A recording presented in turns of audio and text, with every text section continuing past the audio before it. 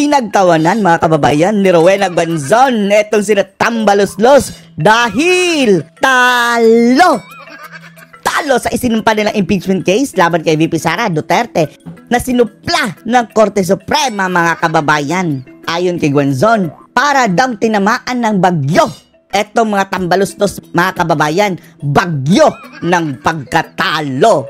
Kaya ang suggestion ni Rowena dito kay Tamba, kainin nyo yung mga talo nyo.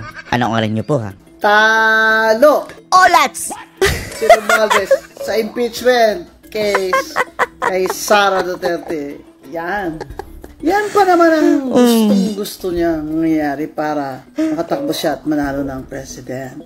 Kahit pa mga kababayan na ma-disqualify niya si Sara, hibang ba tong si Romualdez? Akala niya kung ma-disqualify niya si Sara, walang ibang tatakbo na kampo ng mga Duterte? Pwede nga tatakbo si Baste. Ang gusto ni Romualdez mga kababayan, kagaya ng kanyang ginawa sa Leyte, siya lang ang mag-isang kandidato. Default mga kababayan. Winner by default. Kung sa boxing, wala siyang kalaban. Mag-isa lang siyang nakasuntok sa hangin mga kababayan. Oh, at ang referee, George Garcia. Ganyan. By the way, hindi na pala natuloy ang boxing ni Torre at ni Baste. Dahil sila siniswerte? Walang mawawala kay Torre mga kababayan pag bumukang yun. At yun talaga ang gusto ni Torre mga kababayan. Di baling matsugi yun. Ma-one hit yun ni Baste at matsugi. Yan talaga gusto nila dahil mayroon silang reason mga kababayan na mapakulong si Baste. Tapos sasabihin nilang naduwag daw. Weh! Hindi lang sasakay si Baste dyan sa propaganda nyo kung suntukan lang Torre. Ang gusto ni Baste, magsuntukan kayo dyan sa kwarto nang walang nakatingin. Yan. Iba kasi itong gusto ni Torre mga kababayan. With all the camera, gusto maging artistang Bakit papansin si Torre mga kababayan? No? Mayroon ba yung insecurity? At ang sabi mga kababayan, galit na galit daw na tawaging pangit. Bakit? Bakit naman magagalit yung tawaging pangit? Torre. Wala natin na kung totoo. Yan ang nababasa natin sa komento Yun naman, ang style ni Martin Romualdez, di ba?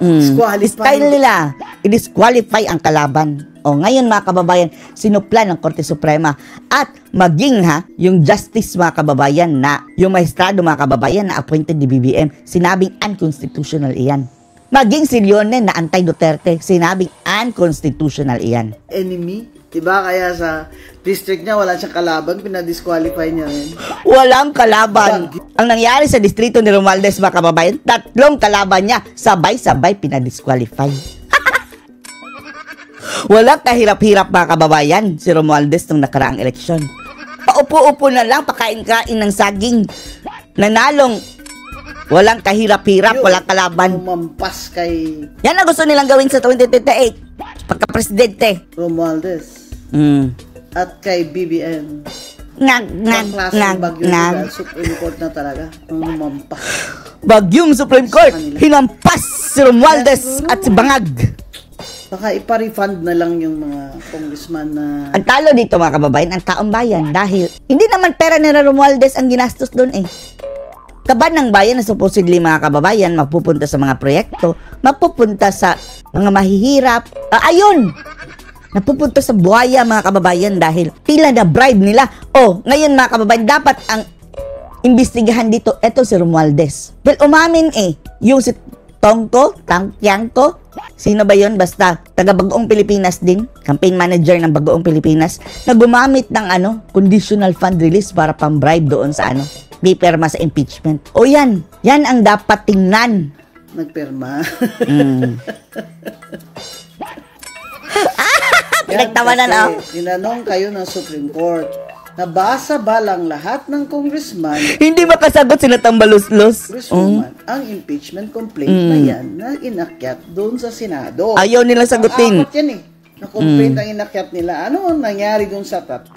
Kasi nakalagay sa saligang batas sa konstitusyon, isang impeachment complaint lang ang pwedeng i-file sa 1 taon. Tapos, yun mga kababayan, within 10 days, sunod-sunod na final. So, makonsolidate yun mga kababayan as one. And then, dapat mga kababayan, mag-decide na ang Kongreso kung i-dismiss nila o ipoproceed. In-archive nila mga kababayan. Isinangtabi. So, ang sabi ng Korte Suprema, considered dismissed. Kaya yung pang-apat, hindi na pwede dahil may na-dismiss na nauna eh. Oh, wala na. Kada opisyal. Wala lang. Dapat yung first complaint lang, inakyat niya. Diba? Nangyari dun sa tatlo. Pinapasagot sila. Pero, sabi ni Romualdez, hindi kami sasagot. Hindi kami sasagot. We are the House of Representatives. Diba? Ba't kami sasagot? Tapos ngayon mga kababayan, ipagpipilitan talaga nila na ang mga bagoong Pilipinas. Suwayin ang Korte Suprema ang mga walang hiya. Them to answer the Supreme Court. Kaya ayan. Yan. Lunukin nyo yung talo nyo. Lunukin nyo na. Hirap talaga eh. Hirap talaga. Lunukin nyo yung talo nyo. Puro na sobra na yung kapangyarihan sa ulo. Tapos, ang kapal na mukha mga kababayan nung magiging Prime Minister. Diyan pa lang mga kababayan, Speaker of the House pa lang siya. Napaka-abusado na. Ano na lang kaya kung magiging Prime Minister itong si Tamba? Ay, Diyos ko Lord. God save the Philippines. Sumobra na. Parang wala nang makakapigil sa kanya. Ang kapal na mukha. Parang hari na siya. Hari na sablay. Pangulo ang Pilipinas, may presidente. Bakit itong speaker eh? Parang siya yung pinaka-powerful man in this country. Kaya nga, ang dami pa namang asunto mga kababayan. Mayroon pa nga kaso doon sa heavy luggage. Nasa ibang bansa nga lang, pero dapat imbisigahan din yun mga kababayan dahil dito yan nangyari sa Pilipinas. Pinakayaan lang siya ng BBM. Yan ang problema. Kasi hindi man lang niya ma-stop yung pinsan niya. Yung asawa nga, pinabayaan lang din na makialam. Kahit na ganito na mga nangyayari. Yung budget, yung scandal and scandal. Ano na naman kaya ang next step nila kay Sara mga kababayan? Duda ko gagawan-gawan na naman yan ng issue mga kababayan. Pero hindi nila mahanapan mga kababayan sa in terms of corruption. Hindi nila yan mahanapan ng mga Duterte mga kababayan dahil talagang hindi ugali ng mga Duterte ang mangurakot. Sa tingin natin, ipipilit nila mga kababayan yung di ba dinamay nila sa ICC si VP Sara Duterte? Andun na sa listahan sa mga persons of interest, although andun sa pinakadulo mga kababayan dahil involvement doon niya nung siya pa ang mayor ng Davao City. Ano yan? I-o-plan ICC na naman? Malalaman natin yan mga kababayan kung maaaresto na muna sina Bato at yung mga generals. And then, kapag maaaresto yun mga kababayan, asahan nyo na, si Sara na susunod yan dahil nasa listahan. Doon sa budget, na hanggang ngayon nasa Supreme Court pa yung petition against the House of Representatives and even against the entire Congress. Paano yan kung sasabihin mga kababayan ng Korte Suprema na unconstitutional yung pinasang budget ng Congress pinarmahan ni BBM, that is an impeachable offense mga kababayan. So, dapat si BBM ang dapat ma-impeach. Kaso nga lang, paano siya mai-impeach kung hawak nila lahat ng mga buhaya dyan sa Kongreso? Diba? Skandalo Para bang tunulak na lang yun sa lalamunan.